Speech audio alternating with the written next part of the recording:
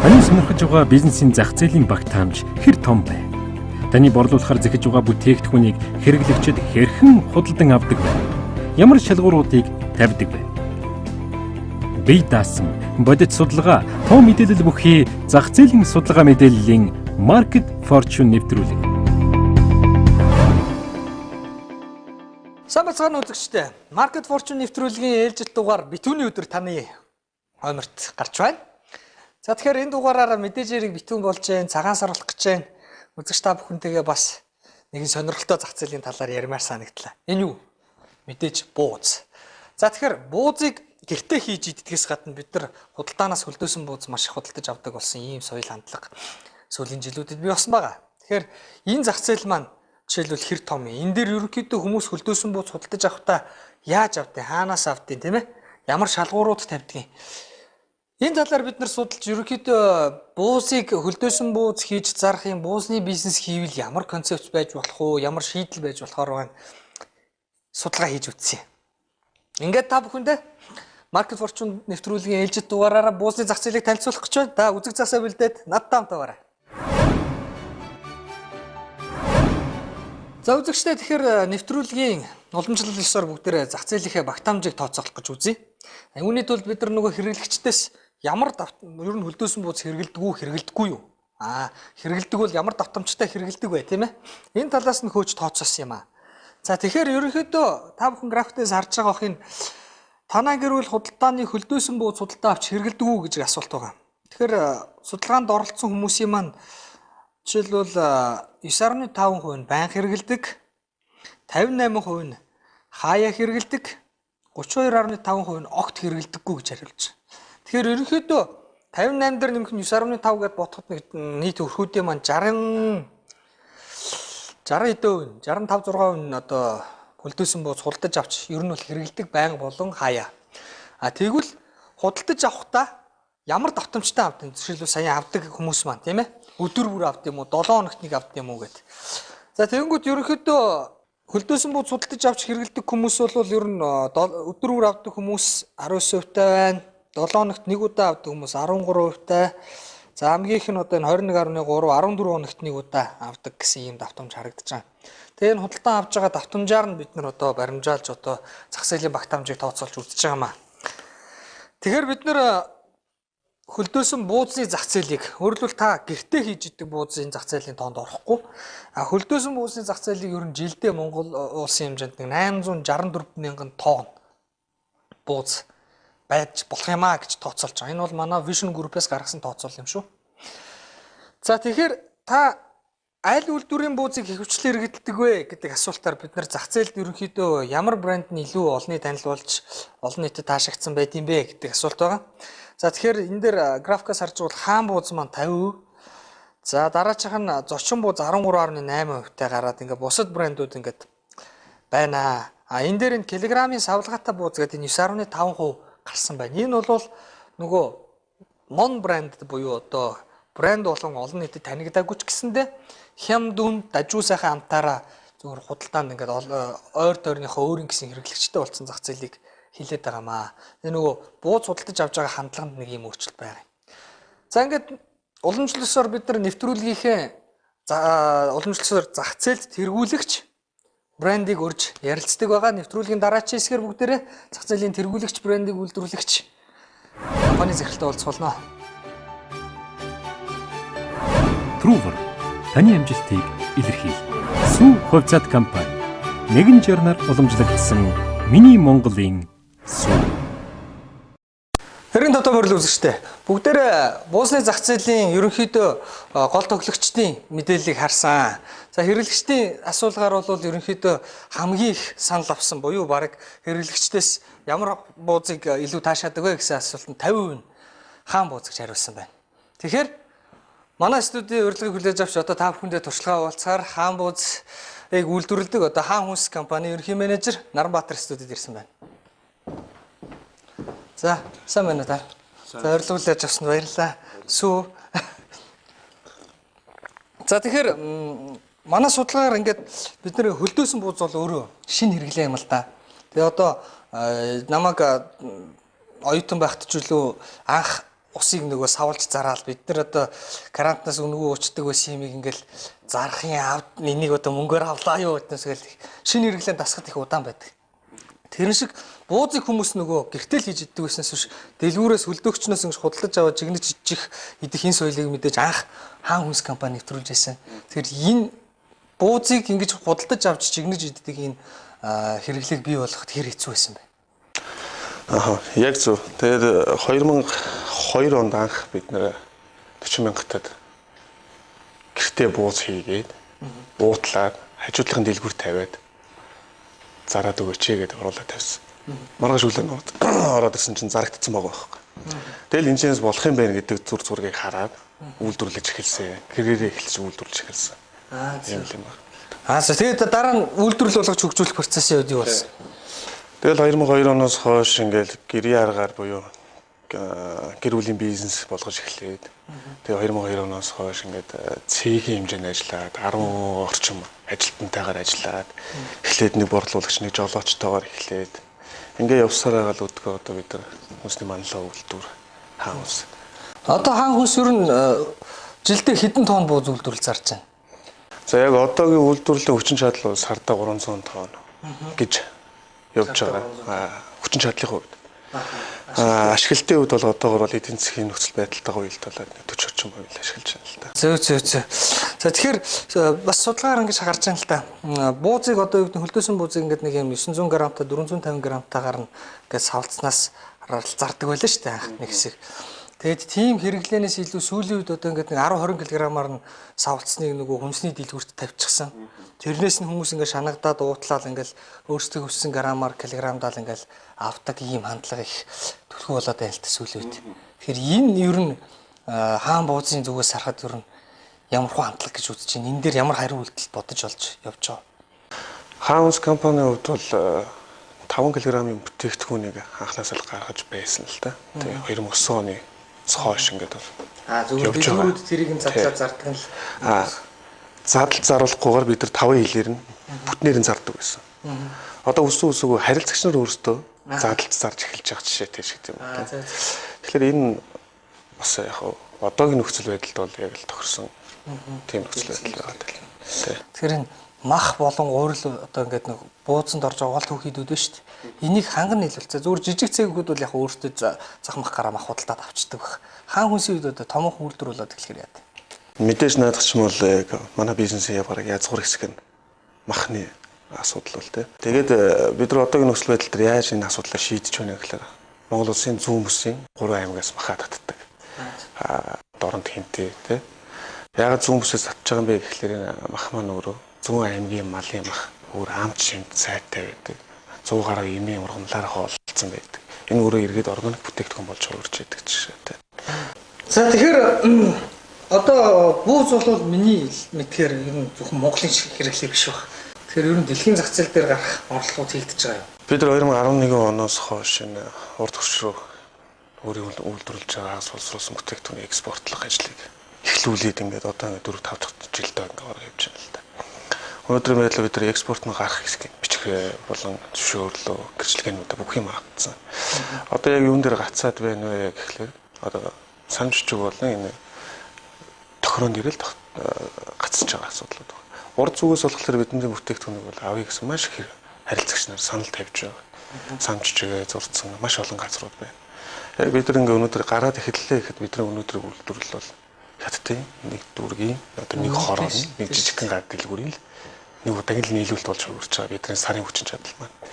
За тэгвэл одоо ерөнхийдөө 2 орны засгийн газрын орны тэр хэмнэршлийн ялттай холбоотой ч юм уу тэр асуудлууд шийдэгдээд ирэхээр та нөхөд бол харилцагчид маань биелэн үйлдвэрлэх бүтээгдэхүүн биелэн гэрчлэгээ юмнууд нь бүгд биелэн экспорт нагараад эхэллээ. Бүх юм биелэн илэрчл гарч байна л За та. тэгвэл одоо бичин жилдээ экспортоо хийгээд тэгэхээр амжилт хүсье. Баярлалаа. За Төрөлгийн хамтрагч Diverse таны бизнесийг оновчтой хөтлөн микрокредит банк ус санхүүгийн дагуу зээл авахд илүү хэлбэр боллоо. Миний Монголын ард түмэн сар шиндээ сайхан шинэлээр. Миний Монголын сүү Монгол улсын өвгөн үйлдвэр сүү хувьцаат компани. 95 морил үзэгчтэй. За бүгдээр ингээд зах зээлийн тэргүүлэгчдийн нэг болох Хаан бууз компани Наранбаатар захиралтай ярилцлаа. За ингээд бууцны үйлдвэрлэл яаж явагддаг, юун чухал байдаг тийм ээ. Энийг үйлдвэрлэгч талаас нь сонслоо. Одоо уламжлалсаар нөгөө хамгийн сонирхолтойс хэрэглэгчийн зан үйл буюу хэрэглэгчд маань хаанаас бууз авдیں, ямар савлгаатай төлхөө авж байгаа тийм ээ. Ямар мэдээллийн их усүр хамгийн их нөлөөлж ийн вэ гэдэг асуудлуудаа ярилцъя. За тэгэхээр савлгааны хувьд яад юм байна вэ гэж. Ямар савлгаатай буузыг ихэвчлэн худалдан авдаг вэ? За тэгэхээр 56.4% том савлгаатай нөгөө 900 г-ын буюу арай томыг нь авдаг байх нь байна. За 14.2% жижиг савлгаатайг авж ийн 28.9% төр нэг задгаагаар гэдэг байгааг аваад заашиж байна. Тэр энэ дэлгүүрүүдээс асуусан ч гэсэндээ ер нь бууз худалдаж авж байгаа хэлбэр нь сүүлийн үед ингээд задгаагаар одоо 5-10 кг-аар савлцсан буузнаас хүмүүс өөрсдөө ингэж грамлуулж уудлуулж авах хандлага нэлээд нэмэгдсэн гэдэг. Ялангуяа хүнсний жижиг дэлгүүрүүдийн бууцны борлуулалтын дийлийнх нь ингэж гардаг гэдэг байгаа байхгүй. Энэ бол ерөнхийдөө нийт масс нөгөө худалдаа авдаг цэгтэй холбоотой юм байж байгаа. Тэгэхээр буузаа ер нь хаанаас авдیں? Ямар цэгээс түлхүүн авдیں бэ гэдээ асуухтаар зэрэг ер нь 73.8% гэрийн ойролцоох дэлгүүрээс гэж байгаа үүднээсээ. Тэгэхээр ер нь бол ажиглаад байхад энэ задгаа бууцны хэрэглээ сүүлийн үед их болоод байгаа нь хүмүүс нөгөө үүднээсээ гараад яг өөрийнхөө идэх хэмжээгээр түрүүн тэр Наранбаатар бас ярьж байсан. Өөрийнхөө идэх хэмжээгээр тоогоор нь бараг тоолоод тийм ээ эдэн төгрөг бас заримдаа төсвөндөө тааруулаад эдэн төгрөг гэдэг ч юм уу. Ингээд хэмжиж авдаг энэ хэрэглээ ихсэж байна. За сүлжээ супермаркетуудаас авах нь бас 19.5% нэлээд их байна. Тэгэхээр ерөнхийдөө бол бууз хөлдөөсөн буузыг худалдаж авч хэрэглэх хандлага бол нөгөө зах руу явж хүнсээ бэлдэх энэ процессонд ордоггүй нөгөө хүнсний худалдан авалт арай өөр төрөл буюу одоо яаралтай хэрэгцээгээ хангах одоо гэрт зоч ирч гэдэг юм уу тийм ээ. Иймэрхүү шуурхай үед авч байгаа учраас дандаа гэрээ ойролцоох цэгээс авч байна. Тэгээд яг хөлдөөсөн бууз хэрэглэж байгаа худалдаж авч хэрэглэж байгаа хэрэглэгчид ерөнхийдөө ямар хүмүүс байна вэ гэж бид нэр авч үзлээ. Тэгэхээр график дээр харагдж байгаа худалдааны хөлдөөсөн бууз хэрэглэх давтамжийг настай харилцуулаад аваад үзэж байгаа. Тэгэхээр яг нас та хүн графикаас харж байгаа бол нас залуужих тусмаа авдаг давтамж маань нэмэгдэж байгаа. Өөрөлдвөл 25 хүртэл насных нь л байнга хэрэглэдэг хүмүүс нарийн их байх жишээ нь. За эсвэргээр давтамж нас ихсээд илтгэхээр гэртээ бууз хийж идэх хүмүүс нь хамаагүй их болоод ахмад настай хүмүүс бол бүр одоо бараг 70-80% нь одоо гэртээ буузаа хийж иддэг байх нэ. Тэгэхээр ингээд өөрөлдвөл энэ хөлдөөсөн буузны зах зээл маань залуучуудын зах зээл юм байна шүү. Өөрөлдвөл 25-аас 35 хүртэл насны залуучууд энэ хөлдөөсөн буузыг хэрэглэдэг юм байна. Хөлдөөсөн бууз худалдаж авахд нөлөөлдөг мэдээллийн хөөсөрүүдийг график дээрээс тавхан харж байна. Тэгэхээр ер нь бол бас 53% телевизийн рекламны нөлөө ихтэй ийм салбар байна. Энэ дээр харин найз нөхөд гэр бүлийн гишүүдийн нөлөөлөл буюу нөгөө амсаж үтсэн хүмүүсийн туршлага дээр үндэслэн сонгох нь 19% байна. Хамгийн сонирхолтой нь юу гэхээр бусад зах зээлүүдтэй харьцуулахад 26.2% дэлгүүрээс нь мэдээлэл авдаг гэж. Өөрөөр хэлбэл бууцны зах зээл дээр ажиллах гэж байгаа бол танд нэг сонир санаа байна. Өөрөөр хэлбэл та буузаа тухайн дэлгүүрийн худалдагч зарж байгаа хүнд нь үнэгүй хамтлах хэрэгтэй юм байна гэж би бодож байна. Өөрөөр хэлбэл тухайн дэлгүүрийн зарж байгаа хүн өөрөө энэ гоё амттай бууз байна лээ гэж хэлчихээр л нөгөө хүн худалдан авахч авах магадлал маш өндөрөлж байгаа байхгүй. Тийм учраас энэ бусад зах зээл дээрээс харьцуулахад одоо түрүүн ярьсан дээр сошиал медиа эднэр бол тийм бага нөлөөтэй хөлдөөсөн буузны хувьд их сонир. Харин дэлгүүр дээрх зарж байгаа хүний нөлөөлөл маш ихтэй байгаад байгааг та бүхэн харж байна. Ингээд нэвтрүүлгийнхээ хэрэглэгчийн зан үйл хэсгийг хэдүүлээ ярилцаж дуслаа. Одоо ингээд задгаа бууз хэрэглэх хандлага байна. За нөгөө түрүүн ярьсан нөгөө брэнд биш мөртлөө өөрийн гэсэн хэрэглэгчтэй болцсон. Ингээд амт чанар болоод үнээрээ тухайн орчиндөө танигдсан ийм бууцны үйлдвэрлэгч бас нэг сонирхолтой зочныг би та бүхэнтэйгээ одоо уулзах болно. Brilltex таны автомашины зүрхэнд лувших тос.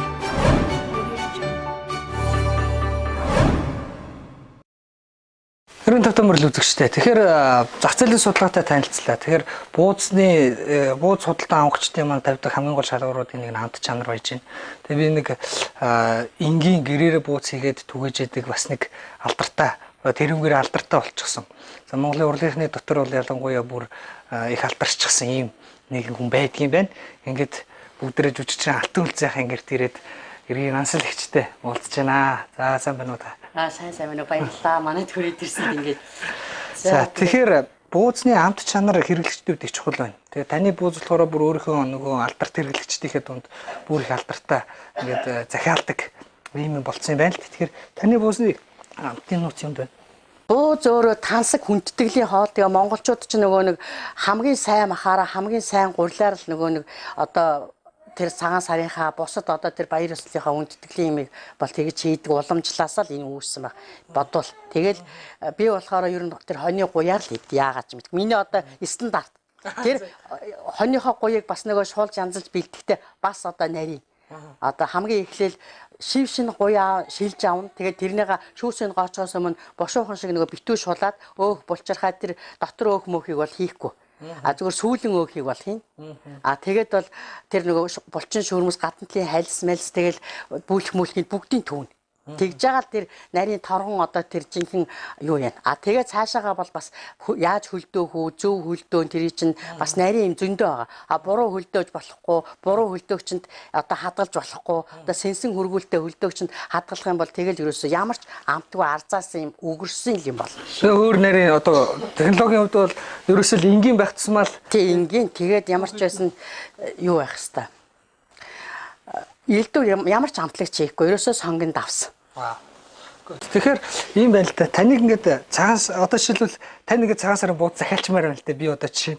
Тэгэхээр та одоо захиалга зогсооцсон гэдэг чинь хизээ хүртэл захиалга авдээ.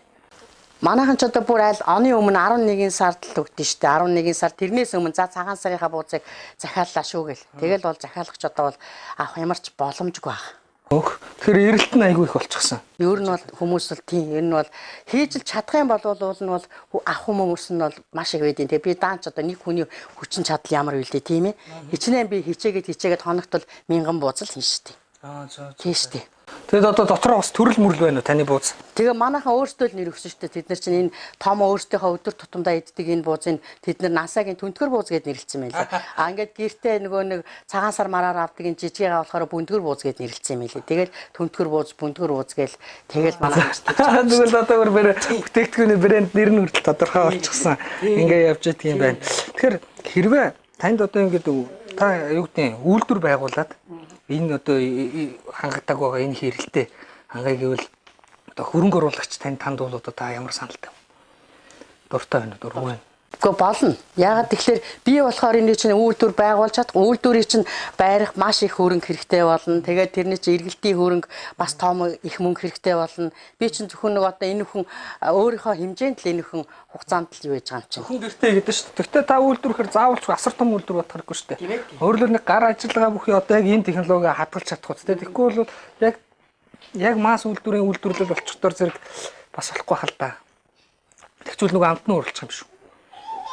Тэгэхээр нөгөө хоньны гуяа бэлдэж татах нь л одоо гар ажиллагаатай тийм. Одоо ерөөсөө гэртээ хийдэг л буузаа би нөгөө манайхан идэж үзэл энэ чинь чи надад цагаан сарын бууз хийж өг гэл манай ханхны нөгөө зулаан найз минь тэгж хэлсэн байхгүй. Тэгэл нөгөө зулаан найзынд идсэн бусдууд нь болохоор өөний хинээр хийлгсэн гэсэн чинь нөгөө насаагаар хийлгсэн гэл дараа жил би захиална шүү гэл одоо тэгэл ер нь 5 оноос хойш би чатрынхны буузыг бол ер нь китэ бол хийж.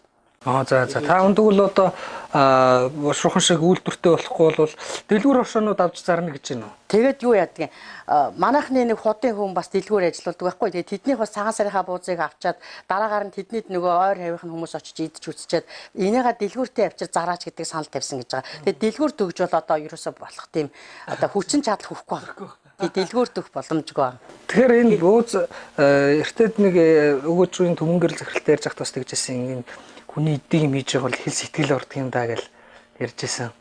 Тэгэхээр таны бууз бас таны гар сэтгэл бас их шингэсэн байдаг. Тийм ерөөсөө ямар ч юм хүн чин сэтгэлээсээ бүр ясан ижээж л эн чинь хүний яг нөгөө ямар сандал баатар найруулагч нөгөө хөөш насаа буузаа гэлдэг. Чиний бууз яагаад юм амтай юм гэхээр би мэдгүй гэсэн чинь эндээ байдаг байхгүй. Инээсээ чи хийсэн учраас л байхгүй юу гэсэн харин тэгжээсээ өөрөө нөгөө чинь тийм. За үзэгчдээ тэгэхээр бууз нь их нарийн технологитой байдаг юм байна. Баярлалаа насаагчтай.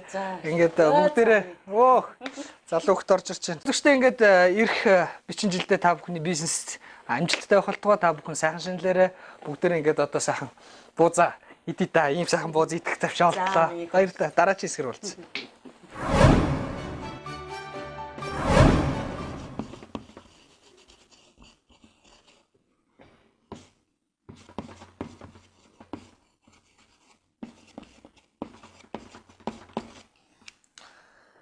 За үзэгчдээ тэгэхээр буузны зах зээлийг хэдүүлээ би нэг ийм ажиглалаа сая нэвтрүүлэг хийж явах явцах.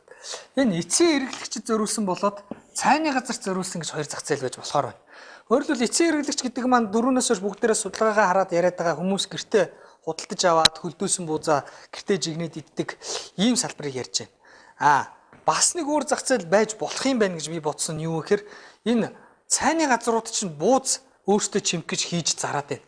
Энэний оронд нөхдүүд бол буузыг хэрэглэгч шууд хийдэг хүнээс аваад зарж байгаа тохиолдолтой бид нэр судалгаа хийж явж байхдаа тааралцсан.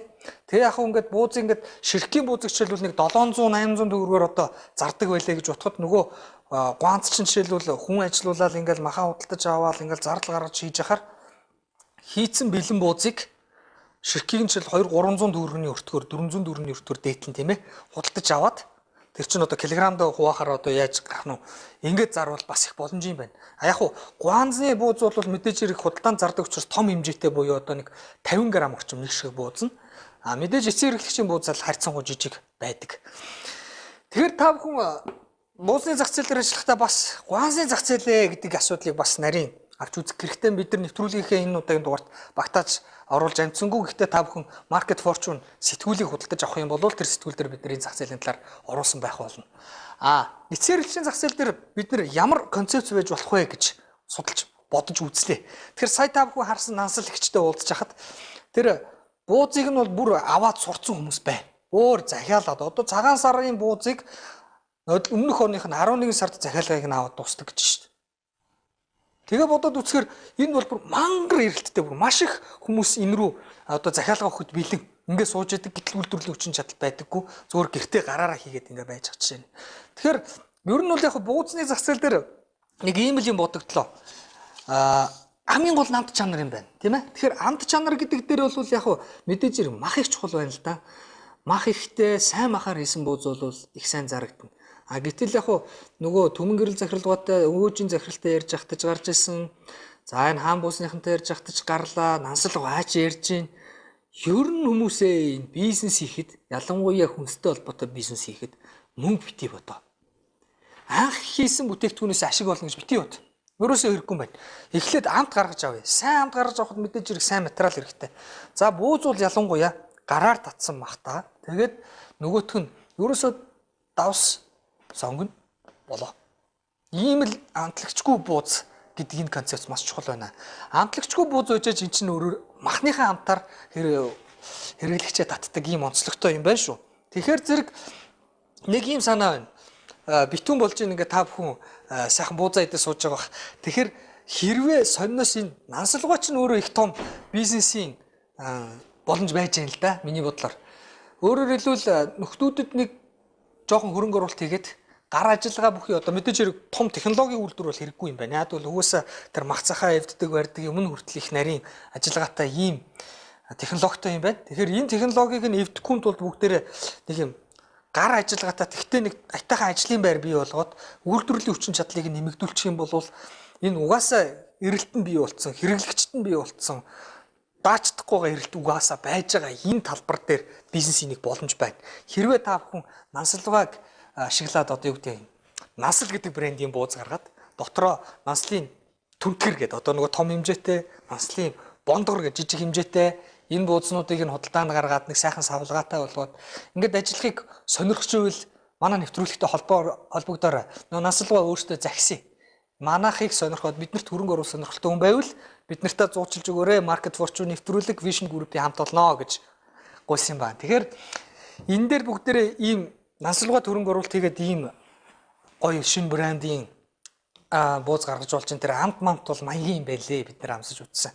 Тэр одоо мах ерөөсөө л хамгийн чухал юм байна. Тэр гараар татцсан мах мөртлөө бид нар чи гараар татсан мах чи машинцсан мах шиг биш жоохон зажлууртай байдаг шүү дээ.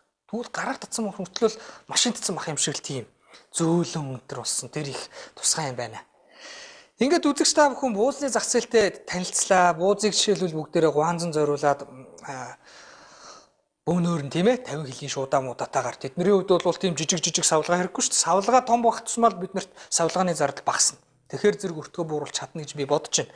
Хэрвээ та сайн буузыгаа 50 кг-аар нь савлаад гуанзнуудад зориулж нийлүүлж болохоор байна. Нөгөө талаасаа ийм насалгаа шиг ингээд орчин тойрондоо танигдсан тийм ээ. Ийм брэнд болсон хүмүүстэй хамтраад энэ амттан дээр нь сайн ажилласан ийм брэнд гаргаж бас болохоор юм байна шүү. Ингээд үзэж та бүхэн сайхан шинэлээрээ. За ингээд буусны зах зээл дээр ажиллахыг хүсвэл манай нэвтрүүлэг тань таалагдсан байх гэж найдаж байна. Таны бизнест амжилт хүсье.